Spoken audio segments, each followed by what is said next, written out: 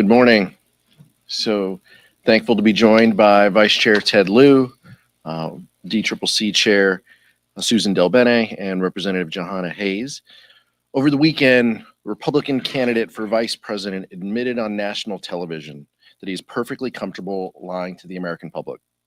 It was a shocking admission, even from Donald Trump's own vice presidential nominee. But dishonesty has always been the hallmark of the MAGA playbook. They're not telling the truth about Springfield, Ohio, and Republicans across the country aren't telling the truth about their plan to ban abortion and end fertility treatments like IVF. They're not telling the truth about their proposed budget, which will cost American families an additional $4,000 a year. They're not telling the truth about Social Security and Medicare, or proposed cuts of $35 insulin guarantees for seniors. Some Republicans still refuse to even tell the truth about the 2020 election. And they're not telling the truth about government funding legislation before us today, which jeopardizes military readiness and health care for veterans. Speaker Johnson must reject the most extreme voices in his party and quickly move toward a four corners agreement so we can avoid a costly Republican-led shutdown. The American people want to see an end to the chaos and division. Now, Vice Chair Ted Lieu. Thank you, Chairman Aguilar. House Republicans are following Donald Trump's orders. They are trying to implement Trump's Project 2025 with this continuing resolution bill that they say we're going to vote on. And how do I know that? I can read. So if you look at Project 2025, it wants to eliminate the Department of Education. This CR that House Republicans have is going to cut $11 billion from the Department of Education and lay off 72,000 teachers. Project 2025 also wants to reverse their Fair Housing Act. This CR that House Republicans have make it so that not only there are deep cuts to the housing department, it also prohibits HUD from using its funds to enforce fair housing rules. Project 2025 also wants to make abortions inaccessible for millions of American women. This CR would prohibit money going to family planning services, prohibit funding for women traveling out of states where abortion is banned, and make it more difficult for certain medical students to receive abortion care training during their education.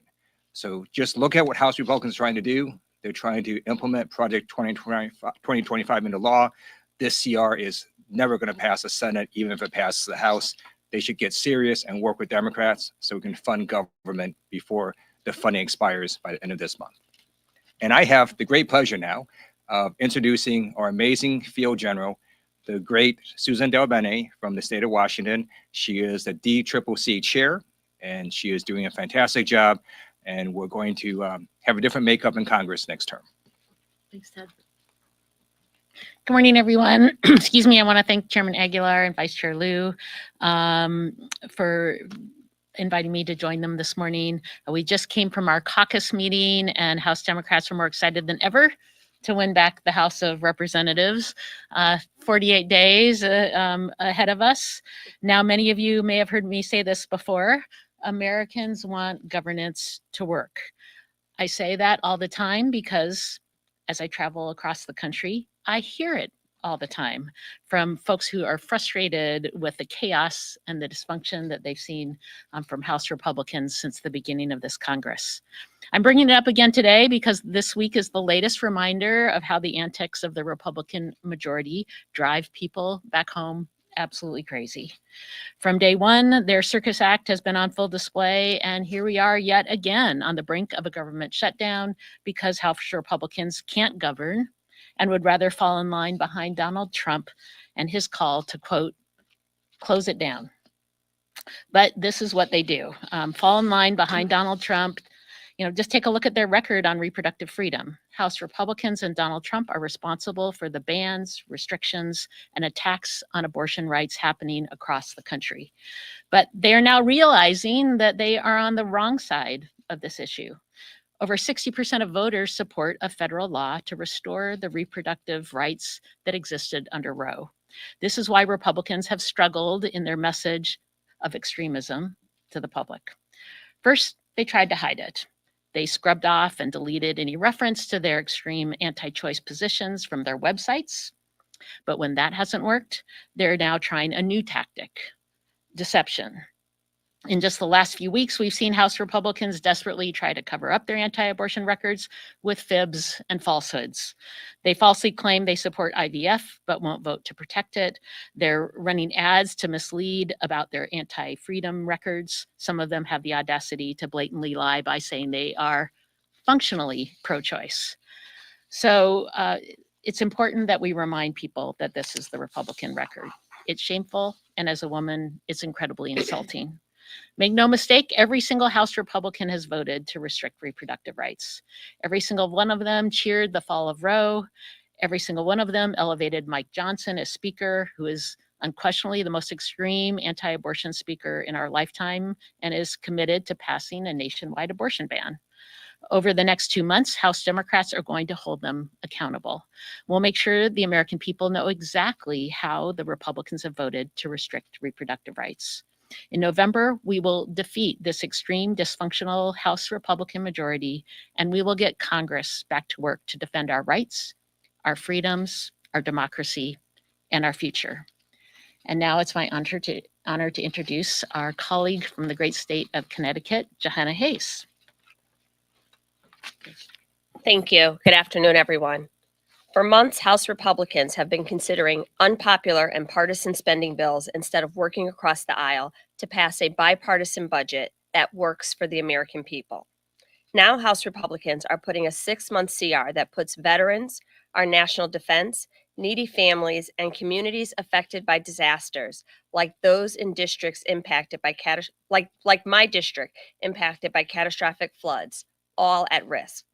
This CR threatens FEMA disaster recovery efforts by not fully funding the Disaster Relief Fund. The legislation only includes $10 billion in funding, but total requirements are over $24 billion to respond to disasters through March of 2025.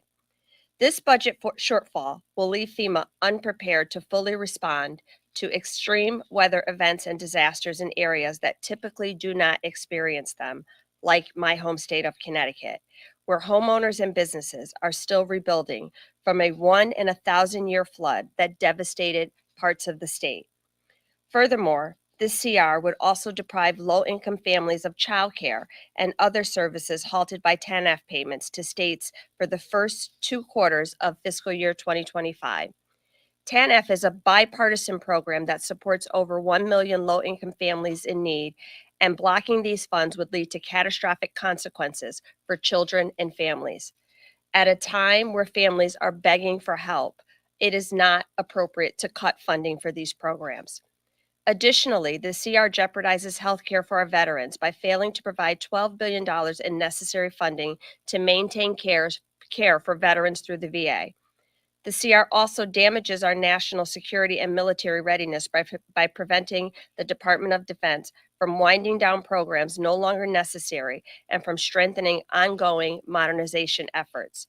Most concerning, this CR also includes the SAVE Act, which would create barriers to the ballot for millions of women, seniors, and military members. In fact, military IDs would not be an acceptable form of ID, and military members would be forced to also show proof of citizenship. It is already illegal under current law for non-citizens to register or vote in federal elections. This CR is designed to delay fiscal year 2025 funding to push through harmful Project 2025 priorities that do not support the American people and are not supported by the American people. House Democrats are committed to putting politics over people, putting people over politics, and pass a spending bill that supports veterans, families, and those experiencing national disasters. Thank you. And with that, I yield back to the chairman for questions. Thank you, Jahana. Questions? Julie? Thank you so much. Republicans, even just this morning, keep saying that Democrats shouldn't call the former president a threat to democracy when we're talking about rhetoric that they say needs to be toned down on both sides. What's your response to that? Well, first of all, there's no place for political violence. We're all thankful that the Secret Service was able to address this latest incident, and there's no place for political violence on any side. But let's also be very clear that when the other side of the aisle talks about this issue, they lack a lot of credibility with the American public. When I talked about telling the truth and being honest, they need to be honest about the 2020 election. They need to be honest and ensure and push back against people who stand at podiums with microphones and say that the press is a threat to democracy. They need to push back on that. They need to push back against silly issues like Jahana talked about the SAVE Act and the theory that there's individuals who are undocumented who are voting in droves and are going to turn our election is absolutely false.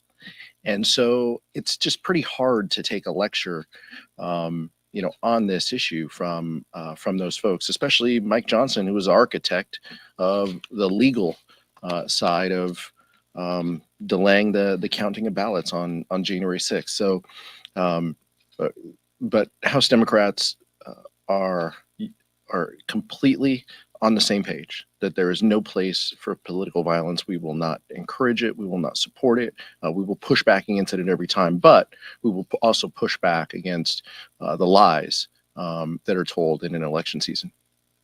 Anyone else? Nick? What is your message to House Democrats who are considering voting for the CR and SAVE Act combination because of Republican attacks on immigration? Well, I mean, we'll see if this vote gets called. We've been down this before. You guys asked me questions about this last week, and we said if this comes to a vote. So I'll preface it in the same way if this comes to a vote. But members are going to vote in the best interest of their districts. But our message to them is uniform, that the SAVE Act has no business being as part of the CR. This is not going to become law. This is Republican theatrics that are meant to appease the most extreme members of their conference, to show them that that they're working on something, and that they're continuing to support the former president of the United States, in his bid to demonize immigrants. So that's what this is. That's what this is about. Needless to say, that's just on the SAVE Act side of it. On the actual government funding piece, this is awful for military readiness. This is terrible for SNAP and food nutrition programs like Jahana mentioned. This is terrible for the disaster relief fund. This is terrible for the VA as they administer the PACT Act and provide benefits to veterans. So this is a bad piece of legislation, and we've been very clear about that to anyone who asks. Anybody else? I would just say it also goes against what Republicans themselves negotiated as top lines in the budget. We made good faith efforts very early in the year to have robust discussions about all of these issues. So to have a CR, a 6-month CR, right now when we're 2 weeks away from government funding expiring, that has all of these poison pills, just reinforces the idea that they don't win to govern. They are not trying to govern for the American people. And these provisions in this continuing resolution are harmful to the most vulnerable people that we represent. Max? For you or Chair DelBene about 2024 and how effective you found attacks on Project 2025 on the campaign trail. Vice Chair Lieu talked about this as well. Everywhere we go, we talk about the chaos and dysfunction, not as a talking point, but as a lived experience for the four of us up here. We've gone through this chaos of 19 speaker votes. We've gone through the flirtations of government funding and the extremism that happens when Republicans are given an opportunity to lead. And we contrast that with what we stand for, who we are, and what we believe. And Project 2025 is an encapsulation of what Republicans believe. It is their guidebook. It is their touchstone on how they would govern if they had all of the levers of government, from rolling back continued restrictions for women to access abortion care, to eliminating of the federal workforce, to cutting Social Security and Medicare, rolling back prescription drug benefits to seniors, cutting the Department of Education, eliminating Head Start. These are programs that matter to people in districts. And so when we go around the country, we talk about that, because when you're talking to community members in Arizona or Nevada or Oregon or Iowa, the public understands Head Start. Public understands the Department of Education. They understand these programs. They've benefited them. Their neighbors benefited from them. And so it puts a finer point on exactly what would happen if Republicans are given the ability to control the levers of government. So I'm not shy about it, and I don't think that the chair is either. But I'll ask Chair DelBene to speak, and then Vice Chair Lieu. I'll just add that Americans are well aware of Project 2025, and they don't like it. They know what's in it. They know these attacks on reproductive freedom, cuts to Social Security and Medicare, as the chairman outlined, and they don't support those policies. And it's important to folks that they elect folks who are going to help move our country forward and fight for working families. And that's not part of the Republican agenda. So we're going to continue to highlight it. They're running away from it because they know that people aren't with them. But it is a list of programs they have supported for a long time. So we're going to hold them accountable for that. And it's just another example of where they are on the wrong side of the American people. Project 2025 isn't just a document. It is a collection of ideas that the Republicans have consistently tried to implement. So it's not as if this is something they just made up. They've been working on this for years. One example is taking away reproductive freedom. That actually happened, right? A multi-year effort to get Roe v. Wade overturned. Donald Trump campaigned on overturning Roe versus Wade. He appointed 3 extreme religious justices to overturn Roe versus Wade. They overturned Roe versus Wade, and then Trump bragged about the overturning of Roe versus Wade. That happened, and that's a central plank of Project 2025.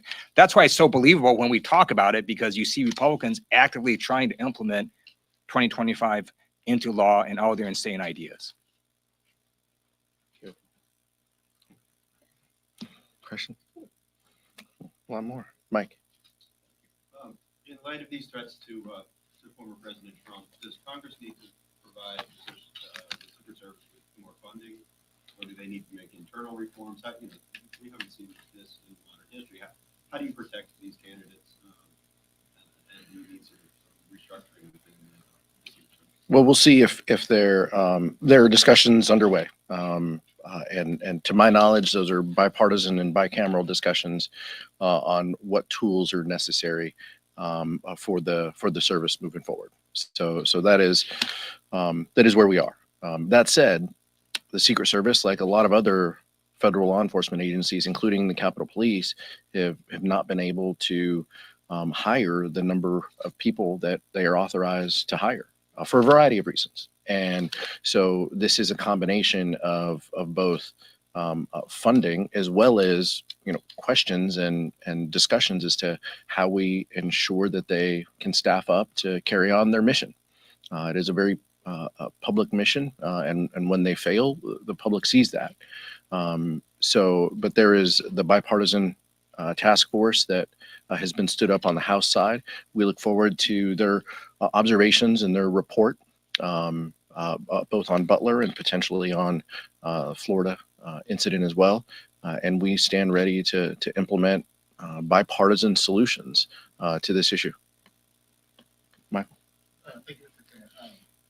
Vice President Harris is running on what she calls an opportunity economy. It includes provision like the $25,000 house payment, a step-down payment assistance for first-time homeowners, a $6,000 expanded child tax credit. I'm curious if either your chair and DelBene can speak to, are these provisions that your members can run on back home, or is it better for House Democrats to speak to the economy more broadly, or speak to the accomplishments that you all achieved in the last Congress? How specific should members be getting around these provisions that Vice President Harris is making on the campaign trail, given you all will be governing partners with her if you take back the majority and if she is to win the election?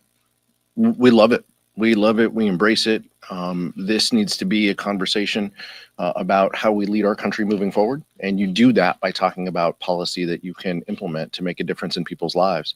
The policies that you referenced, the first-time homeowner tax credit and the child tax credit expansion, those are policies that House members have led on in the past. And Suzan DelBene has been a leader on the child tax credit as well. And I'm going to ask her to speak. But these are things, of course, we need to talk to the American public about what we have done, what we have accomplished together with the Biden-Harris administration.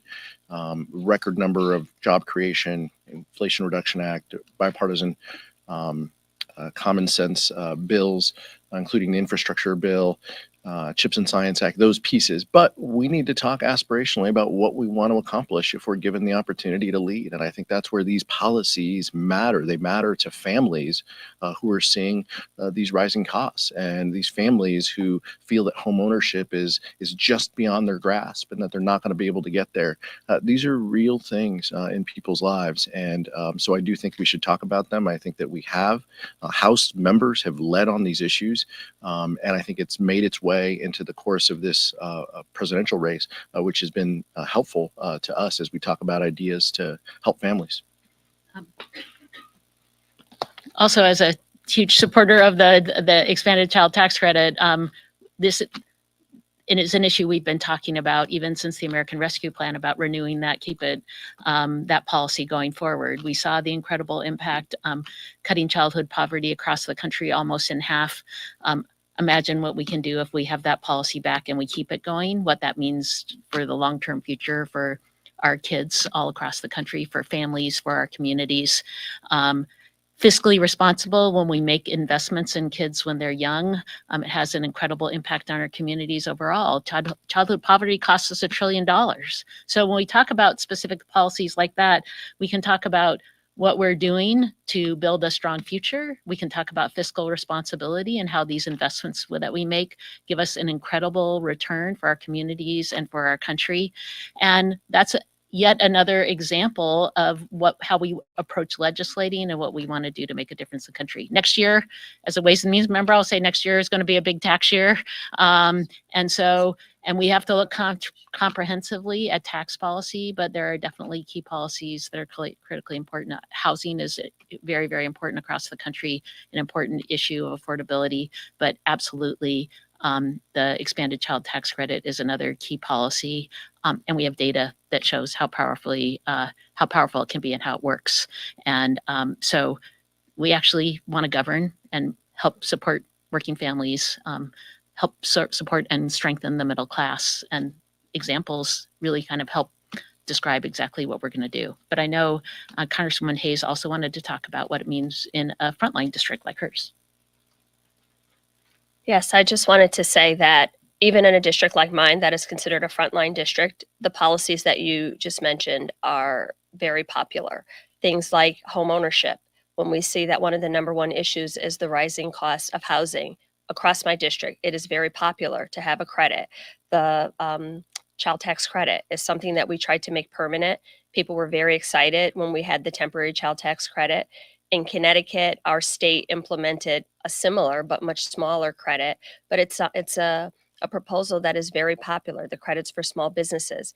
These are things that say to people in my district, we hear you and we're responding to your needs. A lot of the policy proposals that we have are really high level, but these are hyper local kitchen table issues that help people really support and care for their families. So when I'm asked about it at home, I am very open about, yes, I support these policies, and I would do whatever I can to help make sure that we are working to implement policies that mirror these proposals, or, put forth these proposals, because it would help working families to afford everyday costs that people are talking about every time we're out on the campaign trail.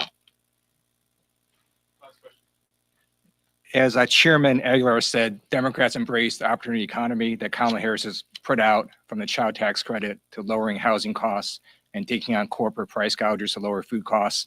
It's important to contrast that also with Donald Trump.